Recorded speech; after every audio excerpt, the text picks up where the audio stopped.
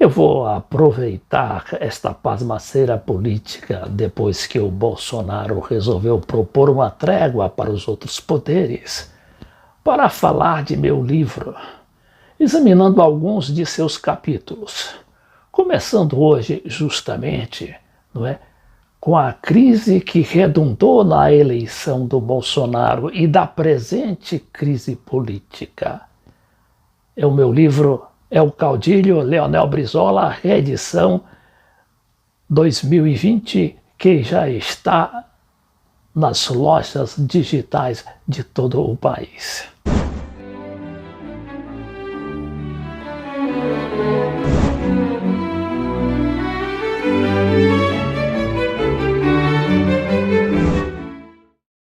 Bom, como eu disse, se trata de um livro digital e, por isso, ele pode ser baixado tanto no celular quanto no computador. Aqui eu já tenho ele baixado no meu computador, que é mais fácil e mais prático para explicar o seu manuseio. Vamos lá. Aqui a gente tem a capa do livro, depois a gente abre aqui a nova página, Brizola, É o Caudilho Leonel Brizola, e vamos direto ao sumário. Aqui a gente já passou, mas vamos voltar. Olha aqui o sumário. Tem um introito à reedição de 2020 que explica os propósitos do livro. Depois tem uma informação sobre o autor, o prefácio da antiga edição impressa de 2008, assinada pelo ex-deputado Neiva Moreira. E aqui eu quero justamente mostrar um dos últimos capítulos deste livro, mas vamos aqui ao capítulo 65, intitulado O Golpe de 2016 e a Ascensão dos Milicianos. É um dos 9 novos capítulos do livro, além da introdução, que é o introito. Então, clicando aqui sobre o golpe de 2016, a gente vai chegar neste capítulo aqui, olha, o golpe de 2016 e a ascensão dos milicianos. Tem aqui uma setinha que a gente vai iniciar agora o capítulo.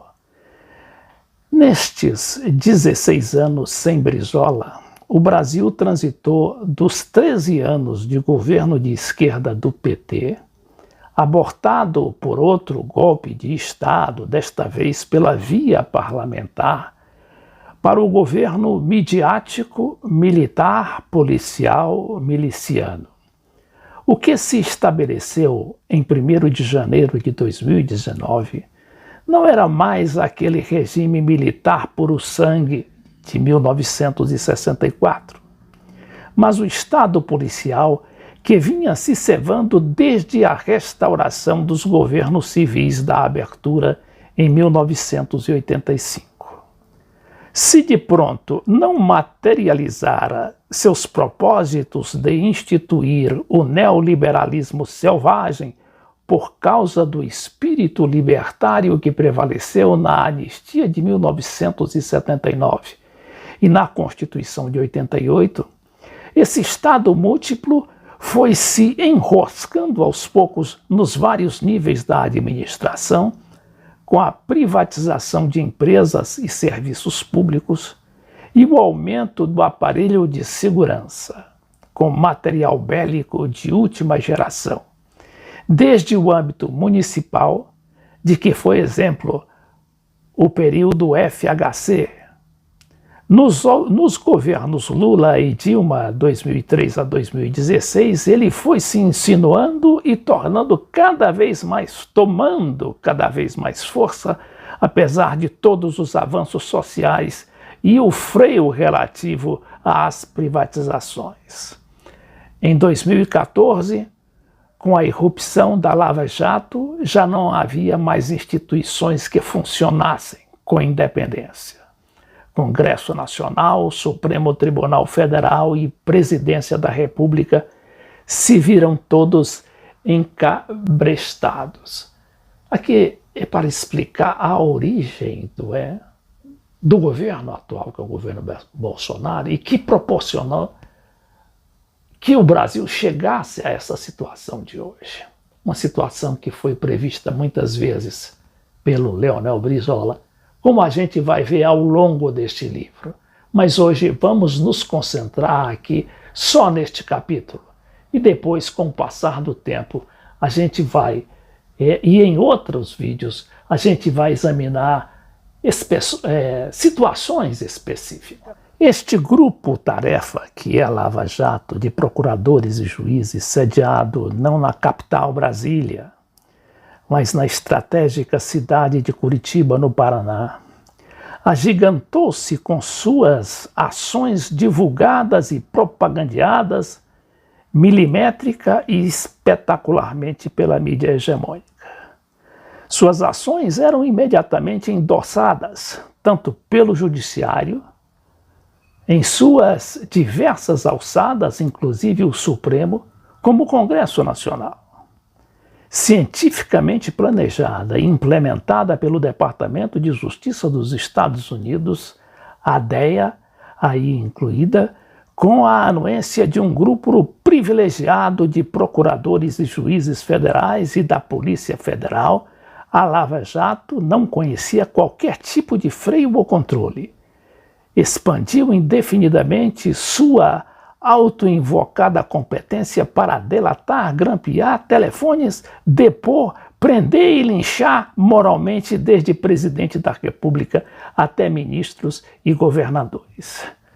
Aqui também a gente quer explicar que o Bolsonaro é apenas o coroamento de tudo isso.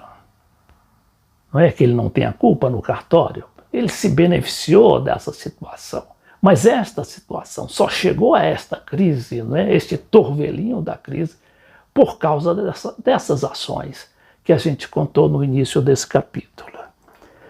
Então, vamos mais. As ações da Lava Jato ainda levaram à falência de grandes multinacionais brasileiras como a Odebrecht e danificaram seriamente nossas estatais, como a Petrobras, tudo para abrir caminho às transnacionais americanas e europeias, por elas desbancadas no Brasil e na América Latina. A Lava Jato, porém, era apenas a parte visível daquele esquemão que foi se instalando, corroendo as instituições, sobretudo a partir do corpo jurídico e policial nos maiores estados da federação. Se o golpe de 2016 não teve a desabrida truculência da polícia da Bolívia, por exemplo, que derrubou sozinha o presidente Evo Morales em 2019, sob o olhar complacente do Exército, o complexo policial no Brasil já vinha dominando quase todas as tomadas de decisões e com ele também se alimentava e agigantava o poder das milícias e de seus agentes paralelos, como as organizações criminosas de dentro e de fora dos presídios. O sociólogo Gessé Souza, que lançou recentemente o livro A Guerra contra o Brasil, como os Estados Unidos se uniram às organizações criminosas para destruir o sonho brasileiro, contou numa entrevista live ao jornalista Luiz Nassif do canal YouTube GGN como se deu esse processo. Os departamentos do Tesouro e de Estado costumam lançar políticas e imposições jurídicas, que é tipicamente o caso da Lei Anticorrupção, que foi a base da ação com a Lava Jato no Brasil. O curioso é que foi uma lei montada para os Estados Unidos e aí foi jogada para pegar os inimigos dos Estados Unidos.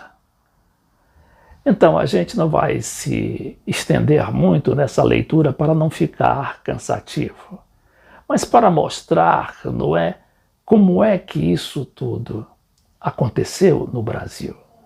Quer dizer, não foi um golpe de sorte, não foi algo não pensado ou algo improvisado, mas decididamente, cientificamente planejado por aqueles laboratórios que não ficam exatamente no Brasil.